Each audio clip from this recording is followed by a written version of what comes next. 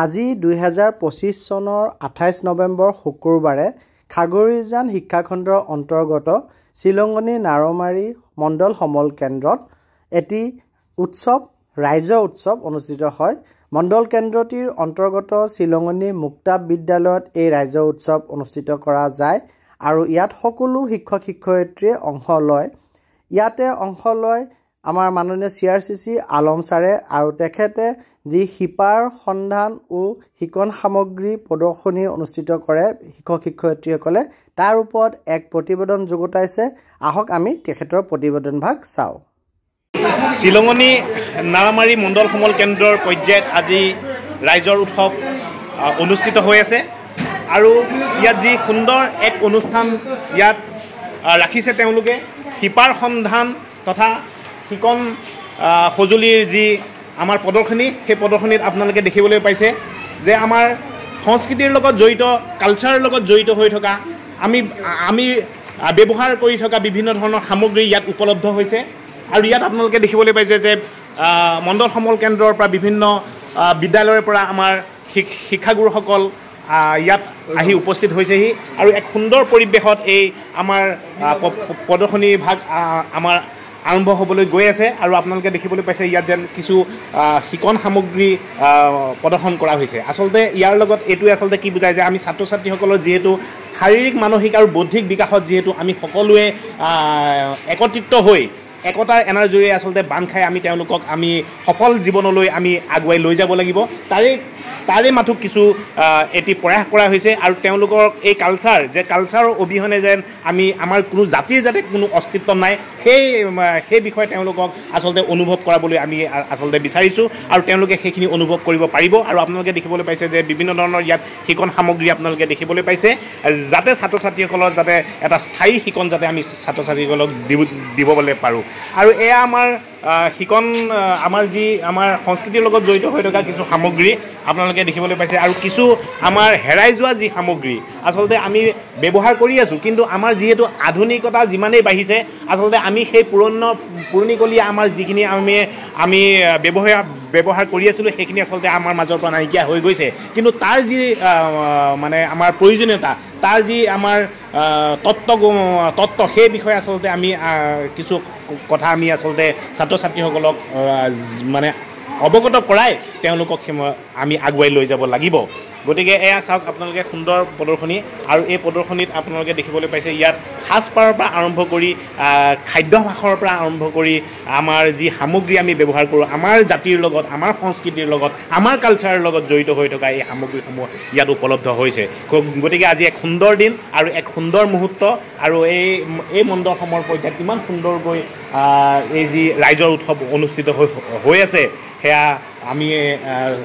শিক্ষকসকলকে নহয় আমি এই শিক্ষাৰ লগত জড়িত হৈ থকা প্ৰত্যেকগৰাকী আমাৰ যি ব্যক্তি আছে সকলোকে মই আন্তৰিকতাৰে মই ধন্যবাদ জ্ঞাপন কৰিছোঁ। বাইদেউ আপুনি ইমান সুন্দৰকৈ এয়া প্ৰস্তুত কৰি লৈ আহিছে গতিকে তাৰ কাৰণেও আপোনালোককো সকলোকে মই ধন্যবাদ গ্ৰহণ কৰিছোঁ। মই অকণমান আগুৱাই যাবলৈ চেষ্টা কৰিছোঁ। চাওকচোন ইমান সুন্দৰ ইয়াত কিছু প্ৰদৰ্শনী আপোনালোকে দেখিবলৈ পাইছে। গতিকে চাওক মাজুলীৰ কাঠৰ বঁটা এইটো সঁচাকৈ আমি দেখিবলৈ পাইছোঁ কিন্তু ইন জেনেৰেলি আমি দেখা নাপাওঁ কিন্তু এই যিহেতু মাজুলীৰ লগত আমাৰ বহুত আৱেগ জড়িত হৈ আছে আৰু আমাৰ যি মানে আমাৰ কালচাৰটো আমি যদি মাজুলীলৈ যাওঁ তেতিয়াহে আমি অনুভৱ কৰিব পাৰোঁ আচলতে কালচাৰ কি বস্তু আচলতে কালচাৰ শব্দটোৰ অৰ্থ আচলতে আমি মাজুলী পিনে গ'লেহে আমি ভালকৈ বুজি পাওঁ আৰু তাৰে এক সুন্দৰ নিদৰ্শন মাজুলীৰ কাঠৰ বঁটা ইয়াত উপলব্ধ হৈছে বা বৰ সুন্দৰ বিৰাট ভাল লাগিছে বাইদেউ। এয়া আপোনালোকে ইমান সুন্দৰকৈ কাঁহৰ বাতি দেখিবলৈ পাইছে পিতলৰ বাতি কাঁহৰ বঁটা পিতলৰ বঁটা এইবোৰ আচলতে প্ৰায় আচলতে আমি ব্যৱহাৰ কৰি নাথাকোঁ যদিও বিলুপ্ত কিন্তু হৈ যোৱা নাই আমাৰ মাজতে আছে আৰু সদায় আমাৰ মাজতেই আচলতে থাকিব। গতিকে এয়া চাওক আপোনালোকে গামখাৰু দেখিবলৈ পাইছে আমাৰ যি ব্যৱহাৰ কৰি থকা আমাৰ মহিলাসকলে ব্যৱহাৰ কৰি থকা বা সাজপাৰৰ লগত জড়িত হৈ থকা হয়তো কিছু সামগ্ৰী ছাৰ বাইদেউ আপুনি দুই এষাৰ ক'ব নেকি ইয়াৰ বিষয়ে গামখাৰু এয়া ঢোলবিৰি আমাৰ গলপতা যিটো আমাৰ গলত লাগি থাকে গলপতা বুলি কয় এইটো জোনবিৰি এইটো আমাৰ দুগদুগি আৰু এয়া আমাৰ পাটৰ এইটো পাটৰ যিটো আমাৰ পাটৰ কাপোৰ পাটৰ সাজ এইটো কেঁচা পাট এটা কেঁচা পাট হয় হয় কেঁচা পাটৰ আৰু মুগাৰ কাপোৰ হয় হয় এইখিনি আমাৰ বিভিন্ন জনগোষ্ঠীৰ তিৱা মিচিং বড়ো কাৰ্বি ডিমাচা এৰী চাদৰ হয় হয় আচলতে মুগা বুলি ক'লে আমি আচলতে অসমক প্ৰতিনিধিত্ব কৰা হয় আৰু সেই মুগা পাতে বা পাটৰে হওক বা মুগাৰে হওক এয়া আচলতে আমাৰ বিশ্ব দৰবাৰতো স্থান পাইছে যে মুগাৰে আজি কিছু এনেকুৱা সুন্দৰ বৃন্দাবন বস্ত্ৰালয় যিখন বৃন্দাবন বস্ত্ৰালয় আপোনালোকে জানে যে বৃন্দাবন বস্ত্ৰালয়খন আমাৰ মুগা পাতেদি আমাৰ কৰা আৰু সেইখন মই জনামতে ইংলেণ্ডৰ নে কোনোবা এখন মিউজিয়ামত উপলব্ধ হৈছে আৰু সেয়া আমাৰ অসমক প্ৰতিনিধিত্ব কৰিছে এইটো আমাৰ কাৰণে আচলতে আটাইতকৈ আনন্দৰ বিষয় গতিকে এনেকুৱা ধৰণৰে আচলতে কথাবোৰ ইয়াত সঁচাকৈ খুবেই ভাল লাগিছে আজি এই আপোনালোকৰ প্ৰদৰ্শনী দেখি মই বাইদেউৰ মানে আগবাঢ়িছোঁ বাইদেউ আপুনি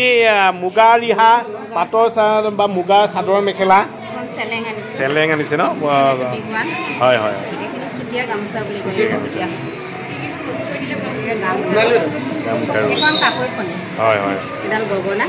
চাওকচোন আমি খাদ্যভাসৰ পিনে যদি যাওঁ তেনেহ'লে আমাৰ সংস্কৃতিৰ লগত বা কালচাৰৰ লগত জড়িত হৈ থকা চাওকচোন পইতা ভাত তাৰপিছত আমাৰ বেহুৱা আলুৰ পিটিকা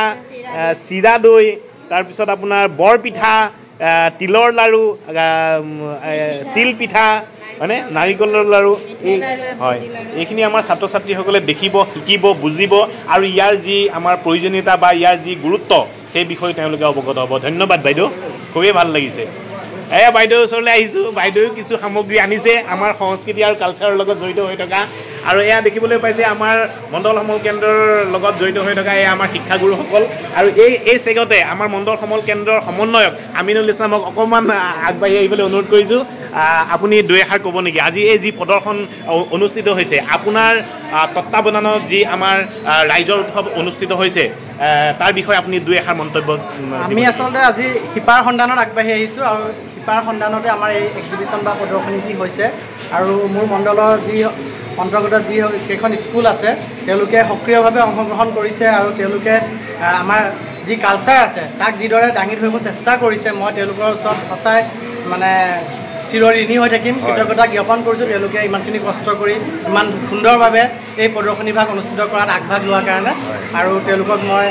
আজি যি অনুষ্ঠানলৈ তেওঁলোক আহিছে আৰু এইখিনি আগভাগ লৈছে তাৰ কাৰণে ধন্যবাদ জ্ঞাপন কৰিছোঁ হয় সুন্দৰ এয়া দেখিবলৈ পাইছে আমাৰ সকলো শিক্ষাগুৰুৰে সকলে আমি যি সহায় সহযোগিতা পূৰ্ণ সহায় সহযোগিতাৰে আহিছে আৰু এয়া আপোনালোকে দেখিবলৈ পাইছে যে আমাৰ বিভিন্ন ধৰণৰ আখৈ বৰা চাউল মিঠৈ পিঠাগুড়ি নেমু ইয়াত কৰাইগুড়ি জহা আচলতে এইখিনি আমাৰ বাইদেউ দুই এষাৰ ক'ব হয় ছাৰ আমি যিহেতু আমাৰ অসমখনক প্ৰতিনিধিত্ব কৰাকৈ যিখিনি আমাৰ ধৰক কিছুমান বস্তু লুকাই পৰিছে ল'ৰা ছোৱালীখিনিয়ে যাতে জানে চিনি পায় সেইখিনিলৈ আগবঢ়াই নিব পাৰে আমাৰ অসমীয়া সংস্কৃতিটো সেই গতিকে আমি ঢোল নেগেৰাল বা বিহুৱা সাজ আমাৰ ধুতি চেলেং গামোচা যিখিনি আছে আমাৰ অসমীয়া সাজপাৰখিনি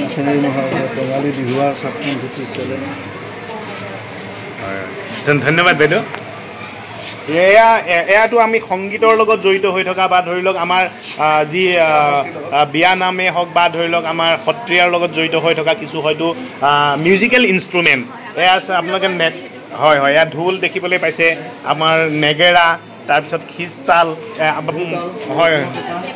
ম'হৰ শিঙৰ পেঁপা ভোৰতাল বাঁহৰ তোমাৰ গগনা ৰামধন গগনা বৰ সুন্দৰ দেই বাইদেউ আপুনি সকলোখিনি আপুনি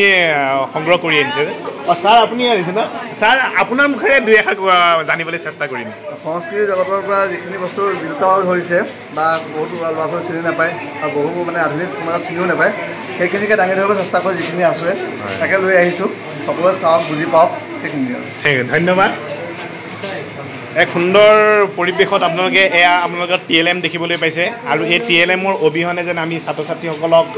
কোনো ধৰণৰ স্থায়ী শিকন যাতে আমি দিব নোৱাৰোঁ আৰু এই TLMৰ গুৰুত্বতাৰ বিষয়ে আচলতে ক'বলৈ নাযাওঁ এইখিনি মুহূৰ্তত কাৰণ আমি জানো আমি অৱগত যে আমি TLMৰ অবিহনে আমি কেতিয়াও এটা কোৱালিটি এডুকেশ্যন আমি প্ৰভাইড কৰিব নোৱাৰোঁ আৰু এয়া আমাৰ শিক্ষকসকলে বহুত কষ্ট ত্যাগ কৰি ছাত্ৰ ছাত্ৰীৰ হকে আজি এক সুন্দৰ আৰু উপযোগীমূলক বিষয়ৰ লগত সংগতি থকা পাঠৰ বিষয়ৰ লগত সংগতি থকা কিছু আমাৰ TLM তেওঁলোকে যোগাৰ কৰি আনিছিলে আৰু ইয়াতে উপলব্ধ হৈছে আমাৰ প্ৰদৰ্শনীত আৰু এইখিনি দেখি পেলাই আমি সকলোৱে হয়তো নথৈ আনন্দিত হৈছোঁ